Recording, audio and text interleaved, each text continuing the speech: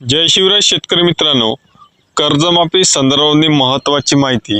आता ज्या शेतकऱ्यांनी 2019ला कर्जमाफीचा लाभ घेतला होता किंवा ज्या शेतकऱ्यांना कर्जमाफ झालं होतं 2 लाखापर्यंत आणि त्याच शेतकऱ्यांचा येणाऱ्या समोरील काळामध्ये कर्ज जर थकीत असेल किंवा त्या शेतकऱ्यांना आजपर्यंत कर्ज भरलं नसेल तर अशा शेतकऱ्यांना नवीन शासनाच्या GR नुसार फक्त 50,000 रुपये ची कर्जमाफी मिळू शकते व ते देखील ज्या शेतकऱ्यांचं कर्ज थकीत असेल ते कर्ज सुद्धा त्यांना भरावं लागेल, तेव्हाच कुठं त्या शेतकऱ्यांना कर्जमाफी हे मिळणार आहे। यासाठी मोठं आंदोलन रोहित पवार यांच्या माध्यमातून सुरू आहे।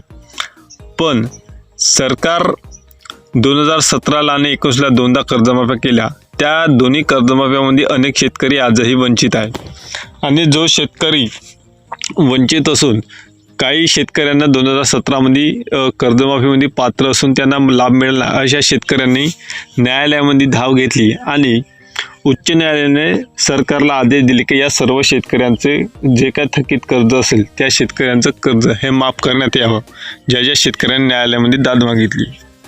तर त्यासाठी सुमारे हिवाळी अधिवेशनमध्ये त्या सांगितले की एकनाथ शिंदे यांनी की या सर्व शेतकऱ्यांना 6,000 कोटीच्या वर पैशाची तरतूद करावं लागेल आणि तो डाटा आम्ही मागितला। या गोष्टीला झाले 1 वर्ष, पण अद्यापपर्यंत त्या शेतकऱ्यांना योग्य न्याय मिळाला नाही आणि जे काही आता कर्जमाफी नवीन 2026ची आहे, या कर्जमाफीमध्ये जो रेग्युलर कर्जदार शेतकरी आहे त्या शेतकऱ्यांना आर्थिक 2 वर्षामध्ये चालू 2 वर्षामध्ये कर्ज जर भरले असेल आणि ते कर्ज या चालू वर्षामध्ये जर भरलं असेल तरच त्या शेतकऱ्यांना कर्जमाफीचा म्हणजेच अनुदान जे काय सानुग्रह अनुदान आहे 50 रुपये प्रोत्साहन अनुदान ते मिळणार। आता मागील वर्षीचा काळ एवढा शेतकऱ्यांचा कठीण होता, अतिवृष्टीमुळे आणि आलेलं पीकसुद्धा शेतकऱ्यांना बरोबर आलं नाही, त्यामुळे शेतकऱ्यांचा कठीण काळ असून सुद्धा आता त्या शेतकऱ्यांना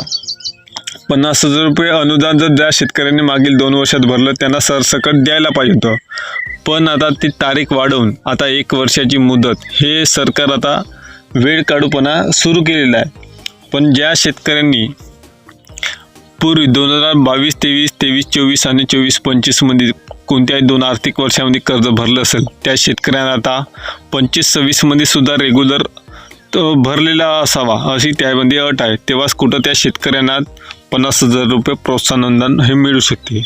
त्यामुळे सरकारचा GR काढला, कर्जमाफीची योजना काढली, पण यामध्ये बरेचसे शेतकरी हे कर्जमाफीपासून आणि प्रोत्साहन अनुदानपासून हे वंचित राहणार आहे। अटी एवढ्या मोठ्या आहे आणि 2019च्या मध्ये ज्या शेतकऱ्यांना लाभ मिळाला होता त्या शेतकऱ्यांना फक्त 50,000 रुपयाची रक्कम मिळणार आहे, तेही कशी?